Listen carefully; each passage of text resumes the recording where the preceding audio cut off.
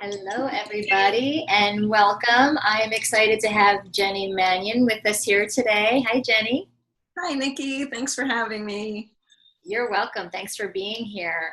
So I'm Nikki Gangemi, transformational coach and owner of Mindful Matters LLC. I help people get unstuck and move beyond the limiting beliefs and blocks that hold them back so they can achieve that freedom and success they desire in their business. And today we're going to be talking with Jenny a little bit about our beliefs, some of those blocks that hold us back.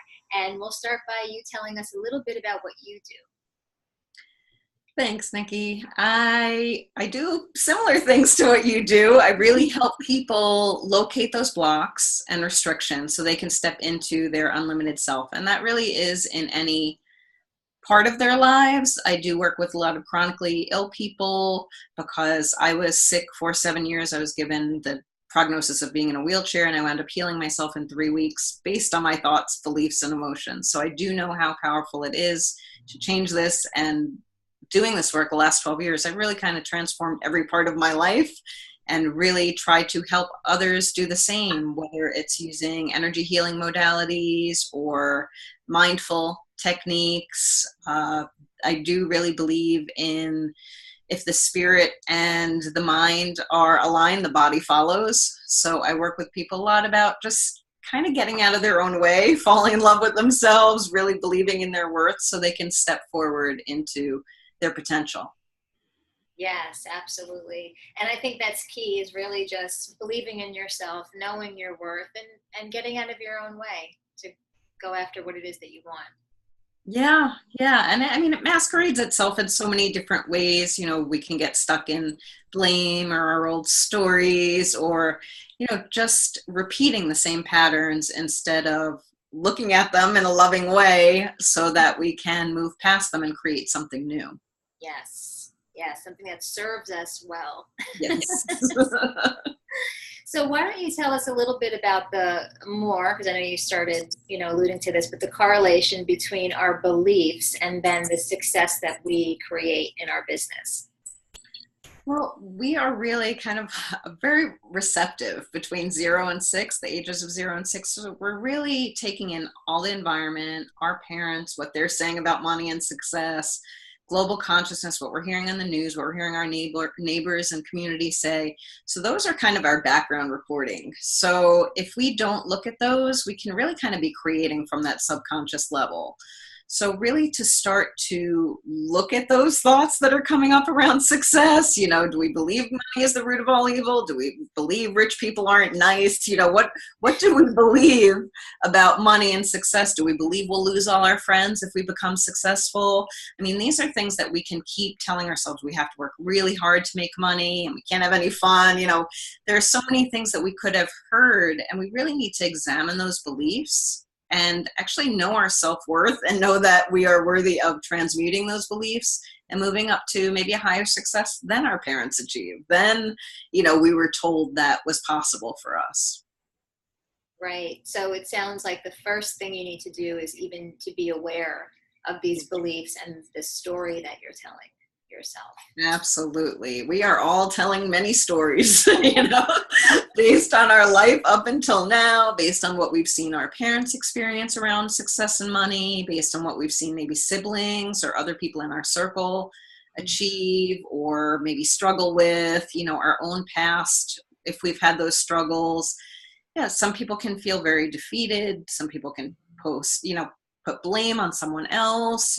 This person made it so that I couldn't succeed, but really it is about that self-awareness, and taking responsibility can seem a little scary because we start hearing those stories and maybe seeing how in the past we held ourselves back, and we can be very judgmental on that. But it's actually freeing because if we start to put the awareness around what held us back in the past, we can correct that. We can change those beliefs. We can really decide what we want to believe moving forward. And then, the path is wide open. Yes. And it's exciting to know that we can change the story. I mean, isn't that great that you don't have to just stay stuck in this story that you've had for so many years? That is amazing. And sometimes it's generations have, repeated that story or repeated that behavior over and over and over again.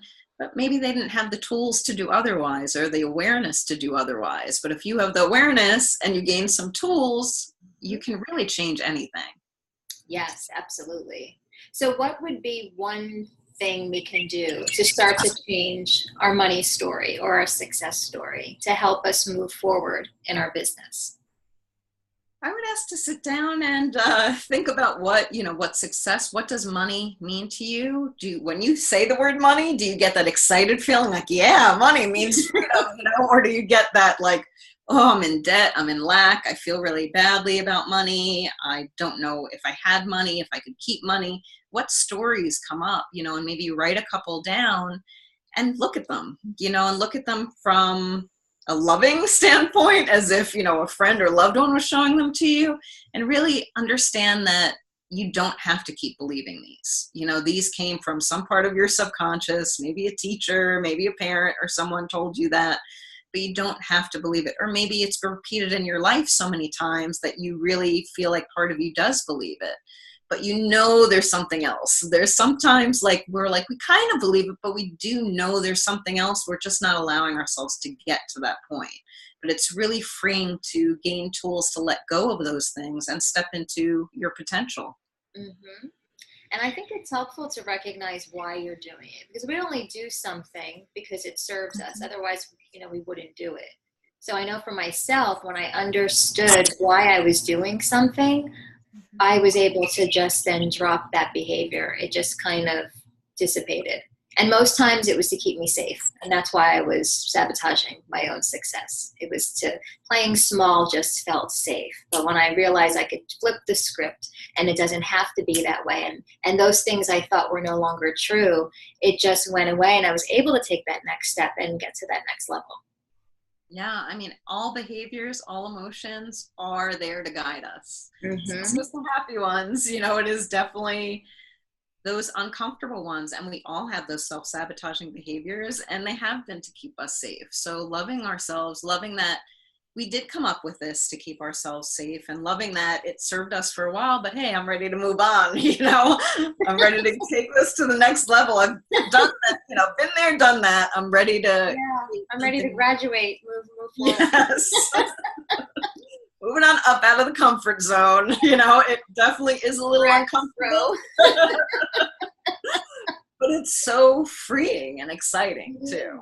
It really is. There really is freedom on the other side. If you can just sit with the emotion and be uncomfortable for a little bit, and then realize that you survive, you become stronger. Yeah, and it might be a little painful. Healing anything is a little painful, as it heals. But if you surround yourself with love and the intention that you will get through it, it goes a lot easier than if you spiral into the negative thoughts and negative emotions, and maybe another self-sabotaging behavior comes up to numb out, from what you're feeling. But in looking at them, and if you can love yourself through them instead of numbing out, you really do. You do come out on the other side. Mm-hmm. Yeah, cutting yourself some slack. Yeah. Like you said, the self-love, forgiveness, compassion. Yeah, and self-worth. Self-worth. Self-worth is a big one. That self-love and self-worth, we're kind of not taught in the beginning. We're taught like it's, egotistical or conceited to, or selfish to put yourself first, and it's really not. It's kind of, it's survival. You need to put yourself first to take care of your young, to take care of the people around you, to really inspire yourself to be your highest potential. So not only can you feel proud of yourself, but you can actually give more to the people around you from that space, and not give from love and not give from a feeling of resentment or some of those other emotions that might come in. Yes, and this is how you start to allow that success that you're looking for to come your way. So whether it is creating a website or a new program or offer, or generating consistent income and attracting those paying clients, it really starts with yourself, your thoughts, and how you're feeling. Yeah. So getting in alignment with that first, and then the rest. Absolutely. And knowing a little bit of discomfort is okay if you're stepping out of your comfort zone and not retreating. Kind of loving yourself through that to the next stage and giving yourself that courage and maybe showing yourself an example of how you did succeed at another time in life. You know, and, you know, we replay those negative moments. Why not replay a success for yourself so you know that you can do it? Exactly. And that's a skill, I think, to learn how to do. I mean, you just turn on the news and you get all the negative highlights. And I think we're programmed to think like that too. But like you said, Jenny, starting to look at where was I successful in the past, and, you know, tapping into that feeling and just bringing it into your current feeling so that you can then attract that right now. Yeah, yeah, and it's really not about comparing yourself to other people too. That's another hole we go down, you know, well, this person's my age and they make this much or they do this, you know.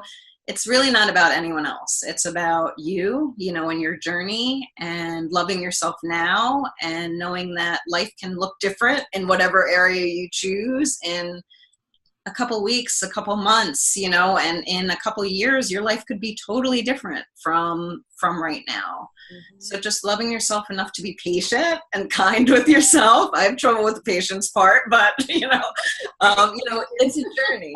It's a journey. We want it now. The instant gratification. You know.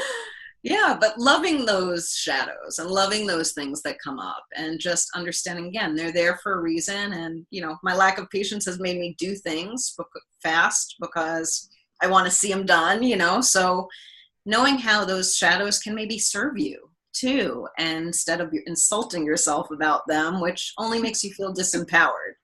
Right. Yeah. So the goal is just to feel good. Feel good. Yeah. Mm-hmm. Yeah. I mean, it's so challenging. I mean, when you ask someone how they are, usually it's, oh, well, this, you know, like that's our natural thing. Not like, I'm fantastic. Life is so great. I have this success and that success. Like, we almost feel embarrassed to claim, you know, our happiness. Yes. So, you know, giving yourself permission to claim that. Wouldn't you like to see a friend that's so successful, and like when you see them, they're excited and happy about life? And I mean, that rubs off on you, that energy. That's so exciting. You really don't want to be around the Debbie Downers and the people that suck that energy from you. And you don't want to be yourself in that blame mode. You really want to be in that empowered state. And it is looking at some of those successes you've had in the past. And it is being extra kind and loving to yourself, and surrounding yourself with motivated, happy people as well. Yes, absolutely. Awesome. So I know we're going to talk more about this on our masterclass that we're doing together tomorrow, The Empowered Entrepreneur. It's an inside-out approach to catapult your way to success. And it's myself, Jenny, and we also have 3 other co-hosts joining us, Heather Pickin, Lisa Marie Pepe, and Kate Crow. We're going to get really into this inner work of changing our inner reality, our inner climate, so that our outer reality changes and matches that, and you can get to that success that you want in your business. So it's tomorrow, August 23rd at 4 p.m. Eastern Standard Time. It is a 3-hour live workshop. So come, it's in the comfort of your own home. So come with a cup of coffee or a cup of tea. Use this as a time for yourself to stretch and grow and expand. Come with a notebook and a pen to take notes. We're going to have such valuable information for you, and also exercises so you can start taking little actions right now and get that momentum to move you forward. And it's just going to be really different. It's going to be a different, unique kind of experience with the 5 of us. And it's going to be interactive. So come with questions. You can type your questions in the chat, and we will be able to answer them and give you live in the moment coaching. So it's going to be really cool, and it's all free, and our co-hosts all have free gifts for you as well. So tune in for that, and I will post the link for you to join, to sign up for this class. I'm really excited about this. I'm really excited to be a part of this, Nikki. It's going to be a lot of fun. Yes, it is. So we will see everybody tomorrow. Don't forget to sign up. I'll have the link for you to click on, and we'll see you tomorrow at 4 p.m. in the Zoom room. Thank you, Jenny. Thank you so much. Thank you, Nikki. Bye. Yes, bye-bye. See everybody tomorrow.